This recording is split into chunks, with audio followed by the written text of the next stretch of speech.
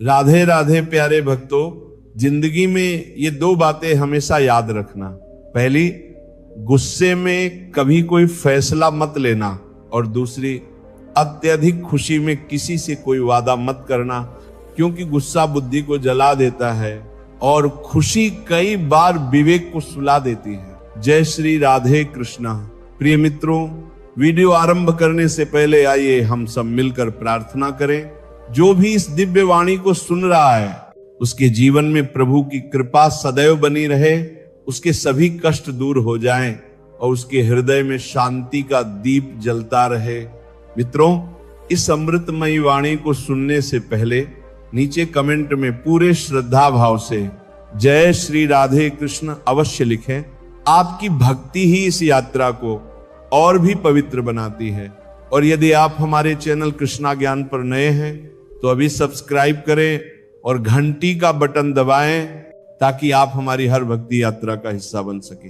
अब चलिए इस दिव्य और प्रेरणादायक यात्रा की ओर बढ़ते हैं। मित्रों, भगवान श्री कृष्ण कहते हैं, जब जीवन कठिनाइयों के द्वार से गुजरता है तो मन में यह प्रश्न जरूर उठता है, क्या भगवान मेरी पीड़ा नहीं देख रहे? क्यों मेरी समस्याएं खत्म नहीं हो रही? लेकिन याद रखो, जिस तरह दिन के बाद रात आती है, उसी तरह संघर्ष के बाद समाधान भी आता है। अगर जीवन है तो परीक्षा भी होगी, और जब हर रास्ता बंद दिखे तो समझ लेना एक द्वार ऐसा है जो कभी बंद नहीं होता। वह है भगवान श्री कृष्ण का द्वार। उम्मीदें संसार से नहीं, ईश्वर से रखो। मैंने कहा, हे प्रभु मुझसे भूल हो गई। श्री कृष्ण बोले, मैं क्षमा करने वाला हूं। मैंने कहा, मैं बहुत परेशान हूं। कृष्ण बोले, चिंता मत करो, मैं तुम्हारा सहारा बनूंगा। मैंने कहा, मैं अकेला हूं। कृष्ण बोले, तुम अकेले नहीं हो, मैं हर क्षण तुम्हारे साथ हूं। मैंने कहा, मैं बहुत दुखी हूं। कृष्ण बोले, ऊपर देखो, मैं तुम्हारे चारों ओर हूं। जब भी ईश्वर को याद करो तो ये प्रार्थना करना मत भूलना, हे प्रभु, अगर कभी मैं आपकी उंगली पकड़ना भूल जाऊं तो आप मेरी कलाई थाम लेना। अगर मैं रास्ता भटक जाऊं तो मुझे अपने साथ चलते रहना। अगर मैं आपके नाम का जाप भी भूल जाऊं तो भी कृपया मेरा साथ मत छोड़ना। मुझे ऐसी शक्ति मत देना जिससे मैं किसी कमजोर का अपमान करूं, ऐसा भाव मत देना जिससे मैं किसी से ईर्ष्या करूं, और ऐसा ज्ञान मत देना जिससे मेरे भीतर अहंकार जन्म ले। जब भगवान ने मनुष्य की रचना की तो उसे हर गुण दिया, लेकिन एक तत्व ऐसा था जो उन्होंने अपने चरणों के नीचे छिपा दिया। जब किसी ने पूछा, प्रभु आपने मनुष्य को क्या नहीं दिया, तो श्री कृष्ण मुस्कुराकर बोले, मैंने शांति को अपने चरणों में छिपा दिया है। मनुष्य पूरी जिंदगी उसे धन में खोजता है, रिश्तों में खोजता है, सफलता में खोजता है, पर सच्ची शांति केवल मेरे चरणों में ही मिलती है।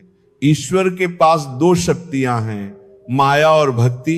जो माया को चुनता है वह संसार में उलझता है, और जो भक्ति को चुनता है वह प्रभु से जुड़ जाता है। कृष्ण कहते हैं, माया में संसार नाचता है, लेकिन भक्ति में मैं स्वयं नाच उठता हूं। भक्ति कर्म कांड नहीं, भक्ति दिखावा नहीं, भक्ति आत्मा से आत्मा का प्रेममय संबंध है। मनुष्य सुख में भगवान को भूल जाता है और दुख में सबसे पहले उन्हें पुकारता है। पर श्री कृष्ण कहते हैं, जो मुझे सुख में याद रखता है मैं उसे दुख से मुक्त कर देता हूं। रावण के पास महल था पर चैन नहीं था। कंस सिंहासन पर जन्मा पर मृत्यु कारागार में मिली। राम वन में थे फिर भी सुखी थे। कृष्ण जेल में जन्मे फिर भी उन्होंने प्रेम बांटा। इसलिए मित्रों, परिस्थितियां नहीं, सोच बड़ी बनाओ, क्योंकि हार और जीत का फर्क हालात से नहीं विचारों से होता है। दुनिया से बात करने के लिए फोन चाहिए और भगवान से बात करने के लिए मौन चाहिए। और याद रखना, गुस्से में बोला गया एक वाक्य वर्षों के प्रेम को नष्ट कर सकता है। भगवान श्री कृष्ण कहते हैं, तुम्हारा हृदय सोने से भी अधिक कीमती है। इसे किसी के कटु शब्दों से खरोच मत लगने देना, क्योंकि जो दिल टूटता है वह सिर्फ दुख नहीं सहता, वह विश्वास खो देता है।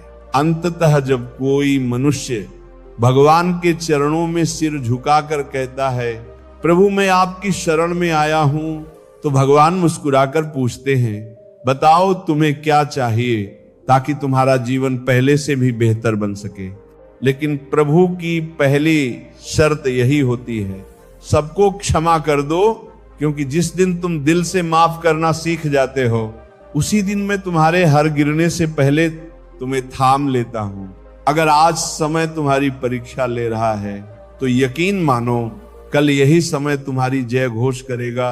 बस अपना कर्म ईमानदारी और निष्ठा से करते रहो, क्योंकि तुम्हारे हाथ में केवल कर्म है, फल नहीं। फल कब मिलेगा, कैसे मिलेगा, इसका निर्णय वही करता है जो इस सृष्टि का रचयिता है। ये बात छोटी लगती है, लेकिन इसका अर्थ बहुत गहरा है। टूटा हुआ समाज और बिखरा हुआ परिवार कभी नेतृत्व नहीं कर सकता, लेकिन आपसी लड़ाई में किसी और को अवश्य ताज पहना देता है। जहां बड़ों को स्नेह और सम्मान मिलता है, वहीं भगवान का स्थायी निवास होता है। जहां प्रेम बांटा जाता है, वहां रामायण जन्म लेती है। और जहां संपत्ति ही सब कुछ बन जाती है, वहां महाभारत की कथा शुरू हो जाती है। जिस दिन कोई व्यक्ति दूसरों को गिराने की सोचता है, उसी क्षण से वह स्वयं गिरना शुरू कर देता है। समाज मधुमक्खियों की तरह होता है, अकेला पत्थर कुछ नहीं कर सकता, लेकिन संगठित मधुमक्खियां पूरे जंगल को हिला देती हैं। एकता, प्रेम और सामूहिकता, यही जीवन की असली शक्ति छुपी है। जीवन जीने के दो ही रास्ते होते हैं। पहला, अपनी हर चाहत पर पूरी करना। दूसरा, जो है उसी में सच्चा आनंद खोजना।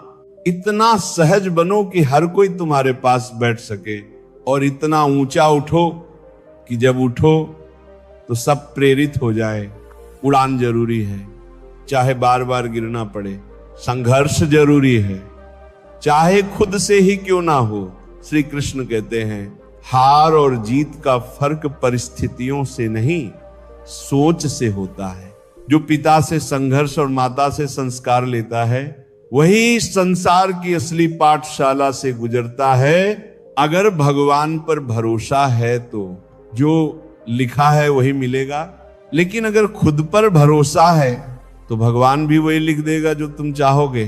क्रोध में बोला गया एक वाक्य वर्षों की सच्चाई को मिटा सकता है। इसलिए कभी भी मन की कठोरता को वाणी से बाहर मत आने दो।